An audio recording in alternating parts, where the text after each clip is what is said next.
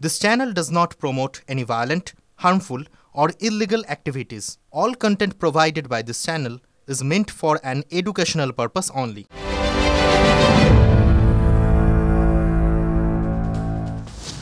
আগেই বলেছি CBI ED দুর্নীতির তদন্তে খুব উৎসাহ দেখাচ্ছে। সন্দীপ ঘোষ সহ 5 জনকে গ্রেফতার করে ফেলেছে সিবিআই ইডি। কিন্তু আম জনতা তো তিলোত্তমার জন্য বিচার চায়। তাই তো চান আপনি? তিলোত্তমার ধর্ষণ আর খুনে এখনো আর কাউকে গ্রেফতার করেনি সিবিআই। সে তদন্ত কদ্দূর? সে তদন্ত রসাতলে পাঠিয়ে নজর কি দুর্নীতির দিকে ঘুরিয়ে দেওয়া হবে? পাবলিক কি নাছোড় মনোভাব দেখাবে? ওই দক্ষিণে খোলা জানালার হাওয়া গাঙ্গুলি গ্রুপ আপনার পছন্দ বোঝে। এই শহরে নিজের মতো ঘরকে ভালোবাসা। গাঙ্গুলি গ্রুপ ভরসার বসতবাটি। 5 সেপ্টেম্বর সুপ্রিম কোর্টে আরজিকর মামলার শুনানি হওয়ার কথা ছিল। 4 সেপ্টেম্বর ন্যায় বিচার চেয়ে রাত জেগেছেন রাজ্যের হাজার হাজার মানুষ। প্রধান বিচারপতির অসুস্থতার জন্য শুনানি হয়নি সেদিন। শুনানি হবে 9 সেপ্টেম্বর। 9 সেপ্টেম্বর তিলোত্তমার মৃত্যুর দিনও, তিলোত্তমার মৃত্যুর মাস পূর্তির দিন। ঠিক তার আগের দিন ফের রাত জাগার ডাক। যে রাতের অন্ধকারে তিলোত্তমা জীবনে অন্ধকার নেমে এসেছিল, সেই 1 মাস ধরে বিনিদ্র রাত জাগরণের পর আমরা আবারও ডাক দিচ্ছি শাসকের ঘুম ভাঙাতে নতুন গানের ভোর। আমাদের প্রিয় চরিত্র গুপিগাই যেভাবে গান গেয়ে রাজার ঘুম ভাঙিয়েছিলেন, আমরা ঠিক সেইভাবে আমাদের বাংলার যত নতুন গানের ব্যান্ড রয়েছেন, ব্যক্তি শিল্পীরা রয়েছেন, তাদের সবাইকে আহ্বান জানাচ্ছি যে তারা 8 তারিখ রাত্রেবেলায় নিজ নিজ এলাকায় জড়ো হন। আবার রাত্রেবেলায় নতুন গানের ভোরে আমরা এই শাসকের ঘুম ভাঙানোর দিকে এগোই। আধার পেরিয়ে নতুন গানের ভোরে পৌঁছানোর ডাক দিচ্ছেন রিমঝিম সিনহারা। আর প্রাক্তন টেবিল টেনিস তারকা মান্তু ঘোষরা শিলিগুড়িতে ভোরের দখল নিতে নামছেন। একজন মেয়ে হিসেবে বলি, রাত্রিবেলা আমার মতো অনেক নারীরই কিন্তু রাতে ঘুম হয় না। বিচার কবে পাবো আমরা? আমি সবাইকে অনুরোধ করব আমাদের সাথে একসাথে সেই দিন যেন 9 তারিখ, যেটা 1 মাস হচ্ছে আমাদের 4:10, সবাইকে আহ্বান করছি সেইখানে আমাদের সাথে একসাথে এসে আমাদের সাফল্য মণ্ডিত করুন। আমাদের সবার কাছে এটা অনুরোধ, সবার কাছে। ওই দক্ষিণে খোলা জানালার হাওয়া। গাঙ্গুলি গ্রুপ আপনার পছন্দ বোঝে। এই শহরে নিজের মতো ঘরকে ভালোবাসা। গাঙ্গুলি গ্রুপ ভরসার বসতবাটি। দেখুন, 1 মাস পূর্ণ হতে আর 2 দিন রয়েছে মাঝে, 7 এবং 8। 1 মাস ধরে আর কোথাও কোনো খবর নেই। 1 মাস ধরে প্রত্যেক মানুষের মুখে জাস্টিসের দাবি। 1 মাস ধরে টানা যে ইস্যু চলছে তার কোনো রকম অগ্রগতি নেই। ওই এক সঞ্জয়, যাকে ঘটনার পরপরই গ্রেফতার করা হয়েছিল, আর কাউকে খুঁজে পাচ্ছেন না তদন্তকারীরা। সংশয় তৈরি হচ্ছে মানুষের মনে। টালা থানার ওসিকে সরিয়ে দেওয়া হয়েছে হঠাৎ। গতকাল মধ্যরাতের নির্দেশ। ওই টালা থানা এলাকাতেই তো আরজিকর হাসপাতাল। তিলোত্তমাকে ধর্ষণ করে খুনে যথাযথ পদক্ষেপ না করার অভিযোগ উঠছিল ওসি অভিজিৎ মণ্ডলের বিরুদ্ধে। বেশ কয়েকবার সিবিআই এর জিজ্ঞাসাবাদের মুখে পড়তে হয় তাকে। গত পরশু বুকে ব্যথা হওয়ায় উত্তর থেকে দক্ষিণ, মানে শহরের উত্তর থেকে দক্ষিণ অন্তত 8টি হাসপাতালে ঘুরে বেরিয়েছেন টালা থানার ওসি। সব জায়গায় তার শারীরিক পরীক্ষা নিরীক্ষা হয়েছে। উত্তর থেকে দক্ষিণই 8টি বেসরকারি হাসপাতালে, এবং প্রত্যেকটি জায়গায় জানানো হয় তার শরীরে কোনো অস্বাভাবিকতা নেই, সব কিছু নর্মাল। একটি হাসপাতাল তাদের রিপোর্টে লেখে query panic attack with mild dehydration. কোনো হাসপাতালই তাকে ভর্তি নিতে চায়নি। শেষ পর্যন্ত দক্ষিণ কলকাতার একটি নার্সিংহোমে গভীর রাতে গিয়ে ভর্তি হতে পারেন টালা থানার প্রাক্তন ওসি। সেই নার্সিংহোমেরই এক কুচি ছবি সামনে এসেছে। যা এই মুহূর্তে দেখছেন। প্রশ্ন উঠছে, কলকাতা পুলিশেরই তো হাসপাতাল আছে, সেখানে ভর্তি হলেন না কেন? এই যে 8টা বেসরকারি হাসপাতালে সারাদিন ধরে ঘুরে বেড়ালেন অভিজিৎ বাবু, কোনো সরকারি হাসপাতালে গেলেন না কেন? একজন ওসি অসুস্থ, হাসপাতালে হাসপাতালে ঘুরছেন, অনুনয় বিনয় করছেন, আমায় ভর্তি নিন, আমি অসুস্থ। তবু কলকাতা পুলিশের কেউ এগিয়ে এলেন না, ভর্তির ব্যবস্থা করলেন না। তারা তো পাবলিকের জন্য করেন, আর নিজেদের ওসির জন্য, নিজেদের সহকর্মীর জন্য করলেন না কেন? হাসপাতালে ভর্তি কেন করা হলো তাও তো স্পষ্ট নয়। 8টা হাসপাতাল বলে ভর্তির দরকার নেই, আচমকা এক বেসরকারি নার্সিংহোম ভর্তি নিয়ে নিল। মধ্যরাতে জারি করা নির্দেশিকায় জানানো হয়েছে শ্যামপুকুর থানার অতিরিক্ত ওসি মলয় দত্ত টালা থানার অতিরিক্ত দায়িত্ব সামলাবেন। তাহলে বুঝুন, নাটকীয়ভাবে অসুস্থতা নিয়ে দিনভর নাটক, মধ্যরাতে বদলি। সংশয় হবে না?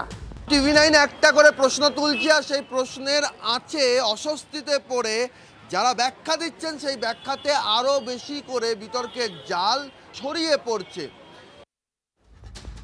কোন বিতর্কের জাল ছড়িয়ে পড়ার কথা বলছেন সৌরভ দত্ত?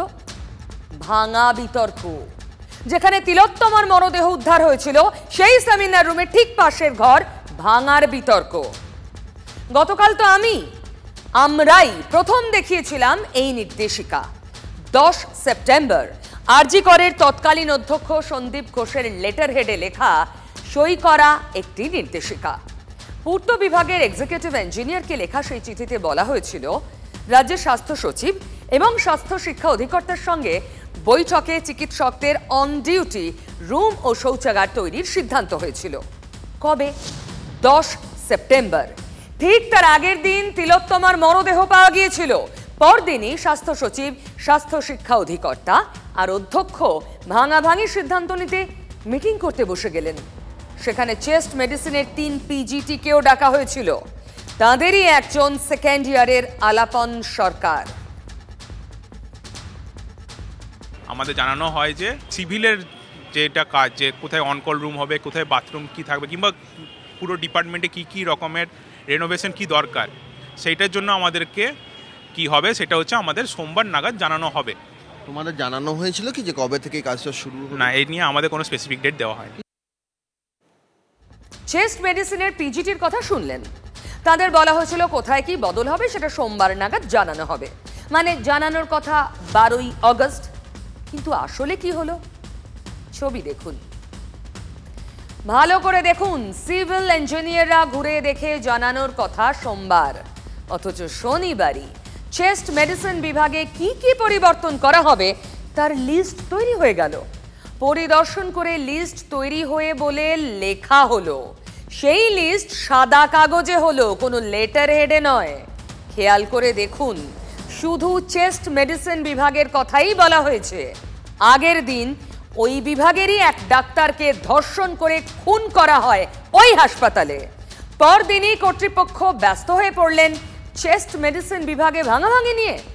ওই সাদা কাগজে সই তৎকালীন বিভাগীয় প্রধান অরুণাভ দত্ত চৌধুরী এবং পূর্ত দপ্তরের এক্সিকিউটিভ ইঞ্জিনিয়ার বিমল পালের। 10 তারিখে ওই কাগজটা দেখার পর আমরা যখন ডিপার্টমেন্টাল যে আমাদের হোয়াটসঅ্যাপ গ্রুপ আছে সেখানে জানার পর অনেকেই অনেক অবজেকশন দেওয়া হয়। সেকেন্ড ইয়ারের পিজিটি আলাপন সরকারের কথা শুনে মনে হওয়া স্বাভাবিক, পারলে 10 সেপ্টেম্বর থেকেই ভাঙাভাঙির কাজ শুরু করে দেওয়া হবে। সাদা কাগজে তো লেখাই আছে, পরিদর্শনের পর তালিকা তৈরি হয়েছে। এত তাড়া কিসের? এখানেই তো রহস্য। ছাত্রছাত্রীরা আপত্তি তোলাতেই হয়তো 10 বা 11 তারিখ ভাঙার কাজ শুরু হয়নি। 12 তারিখ আবার মিটিং, আবার একটা তালিকা তৈরি হলো। প্রথম যে কাগজটা, যেটার নিচে শুধুমাত্র ডক্টর অরুণাভ দত্ত চৌধুরীর সই রয়েছে, সেটা 10ই আগস্টের সই করা। আর যে কাগজটাতে তোমাদের সই রয়েছে ডক্টর অরুণাভ দত্ত চৌধুরী সহ, সেটা কবে সই করা? সেইটা হচ্ছে 12 তারিখ। কারণ কি 10 তারিখে ওই কাগজটা দেখার পর আমরা যখন ডিপার্টমেন্টাল যে আমাদের হোয়াটসঅ্যাপ গ্রুপ আছে সেখানে জানার পর অনেকেই অনেক অবজেকশন দেওয়া হয়। সেই প্রেক্ষিতে রাতেবেলা করে আমরা যতজন পিজিটি ছিলাম আর বাকি পিজিটিরা গিয়ে স্যারের সঙ্গে কথা বলি। সেই অনুযায়ী আমাদের এইচওডি স্যার হচ্ছে যিনি এসেছিলেন তার সঙ্গে অন ফোন কথা বলে ওদেরকে জানান যে যেন এইটা যেন ফাইনালাইজ না করা হয়, উনি যেন সোমবার আসেন। এবার 12 তারিখ সকালবেলা আমরা সেই অনুযায়ী কথা মতন সবাই পুরো ডিপার্টমেন্ট ইনক্লুডিং ওয়ার্কিং সিস্টাররা, নার্সিং সুপাররা সবাই এখানে উপস্থিত হই। ওখানকার যারা আধিকারিক সিভিল ডিপার্টমেন্টে তারাও আসেন, গিয়ে আমাদের পুনরায় নতুন করে আবার কি প্ল্যান হবে সেগুলো আমাদের কাছ থেকে সবার কাছ থেকে একটা মতামত নিয়ে প্ল্যান করা হয়। নতুন তালিকার শুরুতেই চেস্ট মেডিসিনের সেমিনার রুম সংস্কারের কথা। ছাত্রছাত্রী নার্সিং স্টাফদের ঢাল করতেই কি 12 সেপ্টেম্বর আবার মিটিং? সেদিন একটা কমিটিও হয়েছিল, দেখুন।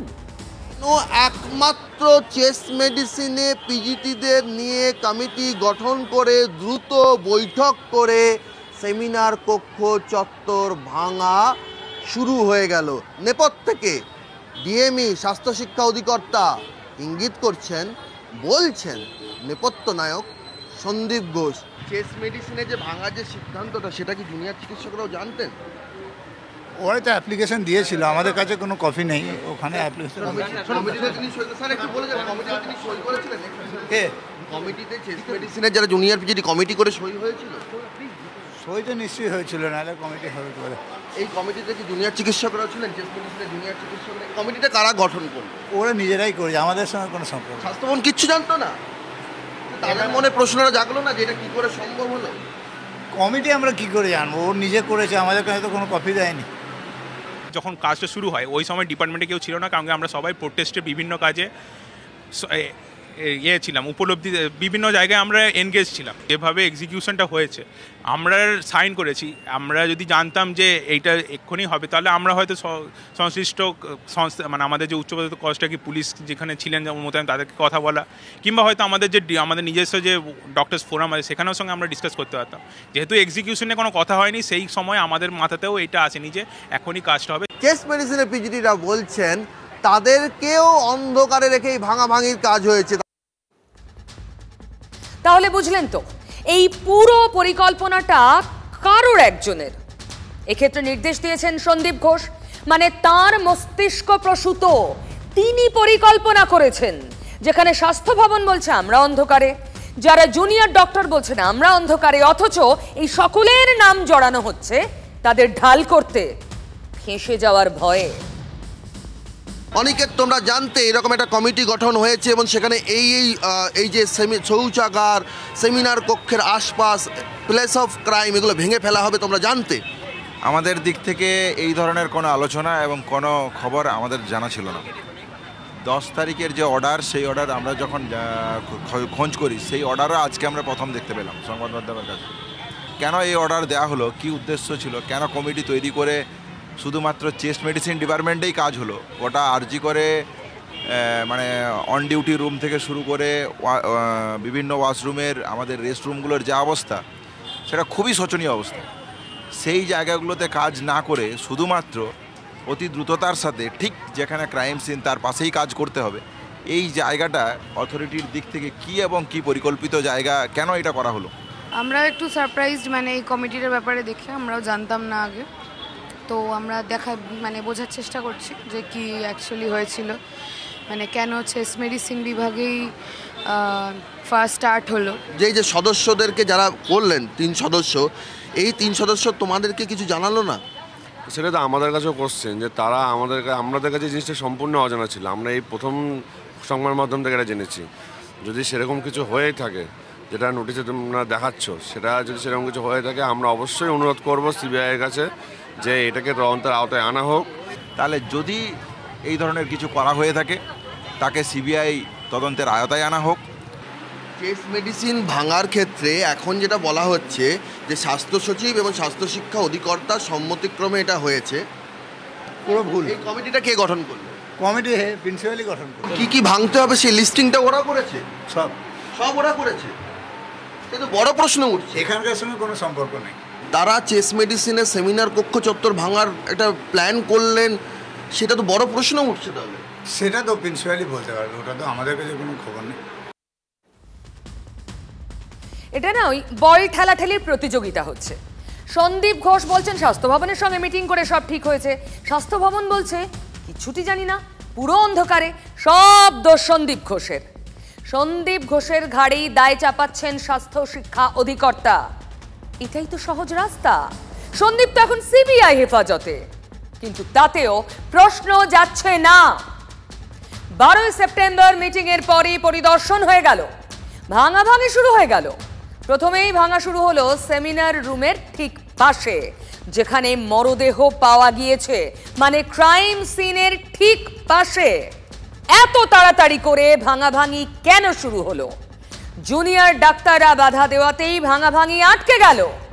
ক্রাইম সিন তো পাহারা দিচ্ছিল পুলিশ, ভাঙাভাঙি হলো কি করে? পুলিশ বাধা দিল না কেন? পুলিশ তো জানে ক্রাইম সিন বা তার আশপাশের জায়গা বদল তদন্তে কতটা ক্ষতি করতে পারে। যেখানে ঘটনাটা ঘটে, যে সেমিনার রুম, সেখানে আগে পুলিশ পোস্টিং সবসময় ছিল। যাদের থেকে ঘটনা ঘটে সেই দিন রাত থেকে কন্টিনিউয়াস পুলিশ পোস্টিং ছিল। এই যে ভাঙাচোরাটা হলো, এতে যে কোনো প্রমাণ বা তথ্য লোপাট হয়নি, এর দায়িত্ব আপনি কিভাবে? এই যে ভাঙাচোরা করা হবে কি হবে না, ওনারা সেটা এটার আদেশ একমাত্র অন্য ডিপার্টমেন্ট না, একমাত্র প্রিন্সিপাল এবং এমএসভিবি দেয়। সে প্রিন্সিপালি জানে, আমাদের তো জানাই নেই যে এটা ভাঙবো কি করবো, আমরা তো জানি। যখন জানা হয় তখন ইঞ্জিনিয়ারকে বলে বন্ধ করে দেয়। এই তো স্বাস্থ্য ভবন কিছুই জানে না বলছে। আচ্ছা, প্রশ্ন তো আরো, সেমিনার রুম ভাঙার কথা জানাজানি হতেই শুধু কাজ বন্ধ করে থেমে গেল স্বাস্থ্য ভবন? কেন অধ্যক্ষ সন্দীপ ঘোষের বিরুদ্ধে কোনো ব্যবস্থা নেওয়া হলো না? ক্রাইম সিন বদলানো তো অপরাধ, পুলিশই বা কেন হাত গুটিয়ে বসে থাকলো? সত্যি ভাঙাভাঙির কথা আগে জানতো না স্বাস্থ্য দপ্তর? এটা সম্ভব? এটা বিশ্বাস করতে হবে? শুধু সন্দীপ ঘোষ, শুধু সংস্কার, নাকি পিছনে অন্য মাথা, অন্য কোনো মতলব? ব্যাখ্যা আছে, সাফাই আছে।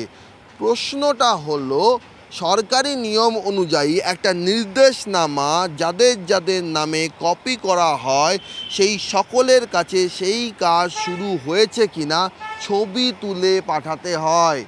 12ই আগস্ট দুপুরে যখন এই কাজ শুরু হয়ে গিয়েছে তখন কেউ সেই ছবি পাননি।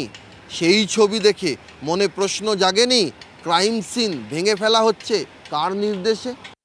এতটা একটা ডিপার্টমেন্টের এতটা একটা গভীরে গিয়ে যে জায়গাটা জনসমক্ষে মানে সাধারণ লোকে জানার কথা নয়, সেখানে এরকম একটা ঘটনা করে দিয়ে একজন বেরিয়ে গেল। যদি ও একাও করে থাকে নিশ্চয়ই ওনার সঙ্গে কিছু না কিছু ওনার কিছু গ্যারান্টি থাকবে, কিংবা কেউ বাইরের লোক হয়তো মদত দিয়ে থাকবে যে এই সময় তুমি গেলে তুমি নিশ্চিন্তে ফেরোতে পারবে। দেখুন, প্রশ্ন একগুচ্ছ, রহস্য ক্রমশ আরো বেশি হচ্ছে, গাঢ় হচ্ছে অন্ধকার, কিন্তু কোনো উপায়, কোনো আশার আলো সামনে আসছে না। তদন্ত এগোচ্ছে দুর্নীতির পথ ধরে। কি হবে এই প্রশ্নগুলোর যেগুলো এক্ষুনি ঠোঁট কাটা তুলল? কি উত্তর রয়েছে এই প্রশ্নগুলোর? তবে রাজনীতি চুপ করে নেই। দুর্নীতি নিয়ে যেমন সরব, তেমনি তিলোত্তমার জন্য বিচার চেয়েও পথে রয়েছে বিজেপি, বিরোধী বাম, কংগ্রেসও। আরজিকর কাণ্ডের প্রতিবাদে আজ দিকে দিকে চাক্কা জামের কর্মসূচি ছিল বিজেপির। কোথাও টায়ার জ্বালিয়ে গাড়ির চাকা বন্ধ করা হলো, কোথাও পথ জুড়ে বিক্ষোভ।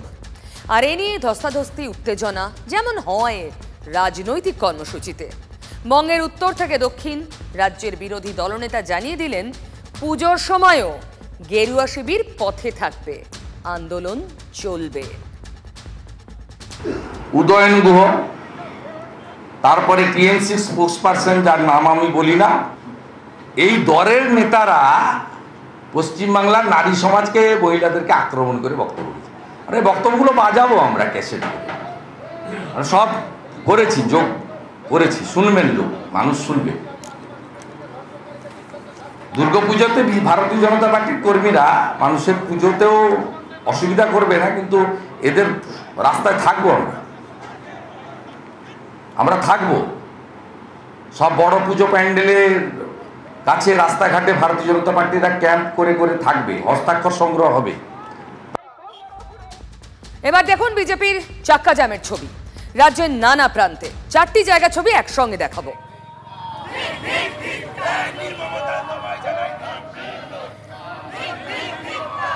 কলকাতা এবং জেলা করুণাময়ী, শিউরি, লেকটাউন এবং আরামবাগ, এই 4 জায়গার চাক্কা জ্যামের ছবি।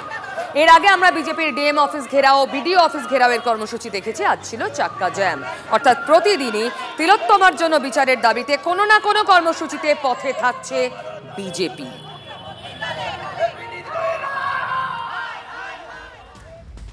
বাংলার নানা প্রান্তে চাক্কা জ্যামের ছবি তো এটাই। শিলিগুড়িতে চাক্কা জ্যামে নেতৃত্ব দিয়েছেন শঙ্কর ঘোষ।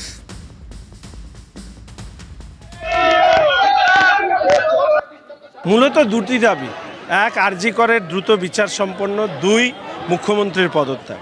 তার পাশাপাশি আমরা দাবি রেখেছি Kolkata police commissioner, DC central Indira Mukhopadhyay, DC north, তাদের ইমিডিয়েট অপসারণ, দ্রুত অপসারণ করতে হবে তাদেরকে চেয়ার থেকে। ডক্টর সুশান্ত রায়, ডক্টর অভিক দে, ডক্টর বিরূপাক্ষ বিশ্বাস, তাদের গ্রেপ্তার, এই দাবি আমরা রেখেছি। দেখুন, চতুর্দিকে না পুলিশের সঙ্গে এই বিজেপি কর্মী সমর্থক নেতাদের অশান্তি, ধস্তাধস্তি, উত্তেজনার ছবি আমাদের ক্যামেরাবন্দি হয়েছে। কিন্তু মালদায় ছিলেন খগেন মুর্মু, ধুমধুমার কাণ্ড বাঁধে হেমতাবাদে। অবশ্য পুলিশ খগেন মুর্মুকে কিন্তু পথ থেকে সরতে বলেনি। আমাদের একটাই দাবি 1 দফা 1 মুখ্যমন্ত্রীর পদত্যাগ। এই দাবিতে আমরা এই কর্মসূচি আমরা আজকে মণ্ডলে মণ্ডলে করছি। আমাদের উত্তর মালদা সাংগঠনিক জেলার পক্ষ থেকে 33টা মণ্ডলে এই কর্মসূচি আমাদের চলছে। যারা খুন করেছেন তাদেরকে আড়াল করার জন্য কার নির্দেশে পুলিশ এত সব তাণ্ডব চালিয়েছে? স্বাস্থ্য দপ্তরের পক্ষ থেকে নির্দেশ দেওয়া হয়েছে, নাকি স্বাস্থ্যমন্ত্রী নির্দেশ দিয়েছেন, না মুখ্যমন্ত্রী নির্দেশ দিয়েছেন? আজকে তো বেরোচ্ছে। দেখুন, প্রতিবাদ যখন নিজেদের জন্য নয়, সাধারণের জন্য হয়, তখনই সেই প্রতিবাদ থেকে গণপ্রতিরোধ গড়ে ওঠে। তিলোত্তমার জন্য সুবিচার চেয়ে যেভাবে গণ আন্দোলনের ঢেউ আছড়ে পড়েছে, তাতে শাসক দল এমনিতে ব্যাকফুটে। সাধারণ মানুষ রাজনীতির ঝান্ডা হাতে কাউকেই ঘেঁষতে দিচ্ছেন না। কদিন আগে অভিজিৎ গাঙ্গুলিকেও গো ব্যাক স্লোগান শুনতে হয়েছে। আর তাই কি বিজেপি নিজেদের মতো করেই কর্মসূচি চালিয়ে যাচ্ছে। এরপর আপনাদের দেখাবো আরো এক দুর্নীতির কিস্সা, যেখানে ওই আঙুল এই নর্থ বেঙ্গল লবি, ডাক্তার, বিরূপাক্ষ, অভিক, এদের লবির। মুর্শিদাবাদ মেডিকেল কলেজেও আরজি করের ছায়া। এই মেডিকেল কলেজেও সমানভাবে সক্রিয় সন্দীপ ঘোষের বাহিনী। তার নিজস্ব লোকজনও সেখানে ছিল। মুর্শিদাবাদ মেডিকেলে পরীক্ষার আগেই প্রশ্ন পাওয়ার জন্য মোটা টাকা দিতে হতো জুনিয়র ডাক্তারদের। হস্টেলে কে কোন ভালো ঘর পাবে ঠিক করত সন্দীপ ঘোষের লোকজন। এই যে বিরূপাক্ষ, অভিকরা এত ক্ষমতাবান ছিল যে ডাক্তারি পাশ না করেই কনভোকেশনে এরা অংশ নিতে পারত। অভিযোগ, ঋত্বিক বিশ্বাস আর জাকির হোসেন নামে 2 জন এই কাজ করত। মানে আরো 2 চরিত্র। জাকির হোসেন ডোমকলের তৃণমূল বিধায়ক জফিকুলের ভাই। ম্যারাথন তল্লাশির পর বিধাননগরের ব্যবসায়ী স্বপন সাহার বাড়ি থেকে ইডি বেরিয়ে গেল। বেরোনোর সময় হাতে ছিল ব্রিফকেস। যে ছবিটা দেখছেন এখানেই প্রশ্ন, ব্রিফকেসে কোন নথি রয়েছে, কি পাওয়া গিয়েছে নথিতে, এবং হাতে বেশ কয়েকটা ব্যাগ। ব্যাগগুলোতেই বা কি রয়েছে।